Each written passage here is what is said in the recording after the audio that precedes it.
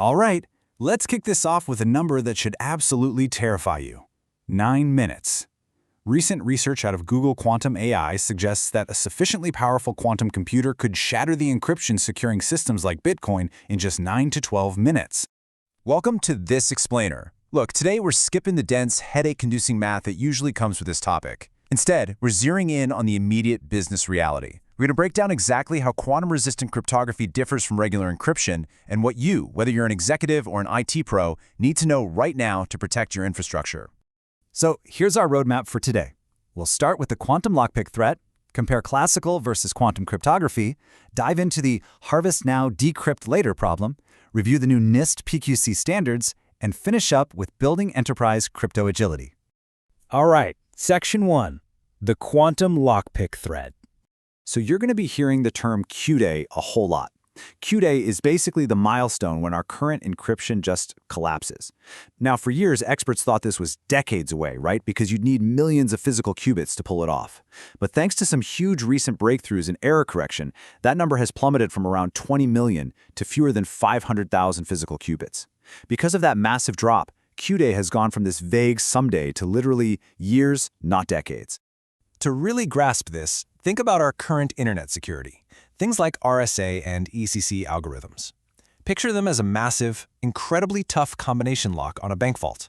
This lock relies on math problems, like factoring giant prime numbers, that are super easy to set up but insanely hard to reverse engineer. For a classical computer, it would take billions of years to guess the right combination. But enter the quantum computer running Shor's algorithm. It totally ignores those rules. It's kind of like a magical pickpocket.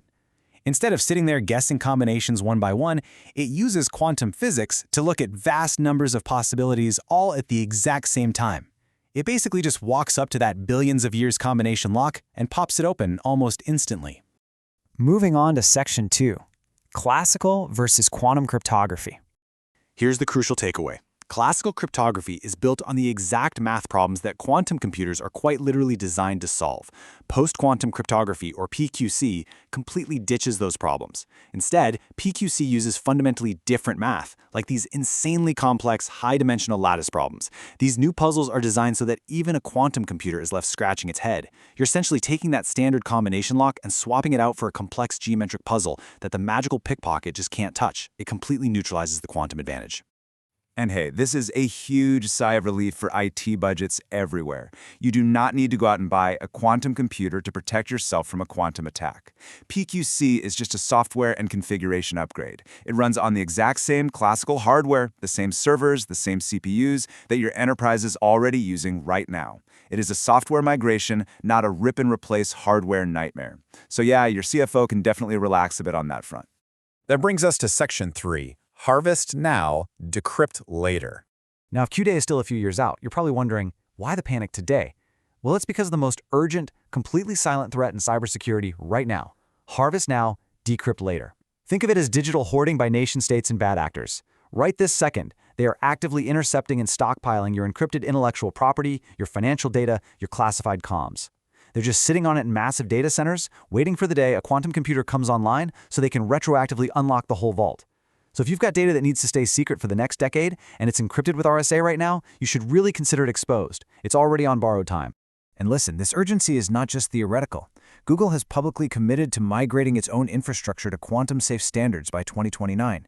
Think about that. When the company running one of the most advanced quantum computing programs on the planet is moving with that much urgency, setting a hard deadline for their own migration, that is a massive, flashing red warning light to the rest of the business world that the threat window is closing incredibly fast. Okay, let's look at the solutions in Section 4, the NIST PQC standards. So, for the past 8 years, the U.S. National Institute of Standards and Technology, NIST, has been running this massive global competition to find the absolute best quantum-resistant algorithms. And finally, in August 2024, they dropped the official standards. You've got ML-Chem, which is your go-to for establishing secure connections, and then ML-DSA and SLH-DSA for digital signatures, like authenticating your software. And the best part? These aren't experimental betas anymore. They are finalized, stamped, and ready to be deployed across your networks right now. Which leads us to our final part, Section 5, Building Enterprise Crypto Agility.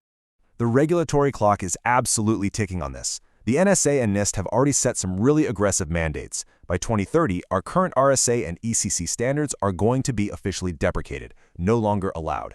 If you aren't doing your mandatory planning and network discovery by 2026, which is right around the corner, you are absolutely going to miss the hard compliance cutoffs hitting in 2030. You can't just wait this one out. So your strategic approach has to start with visibility, because honestly, you can't fix what you can't see. You've got to integrate this into your existing cyber risk framework by building a cryptographic bill of materials, or a CBOM. This is basically a comprehensive inventory mapping out exactly where every single piece of cryptography lives in your organization. Every certificate, every app, every server.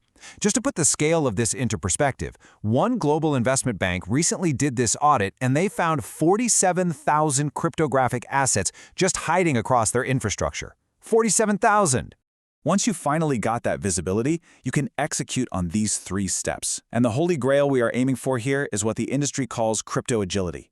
Historically, encryption was just hard-coded straight into applications. It was a nightmare to change. Crypto agility means re-architecting your systems so that cryptography is treated as a centralized, easily configurable parameter.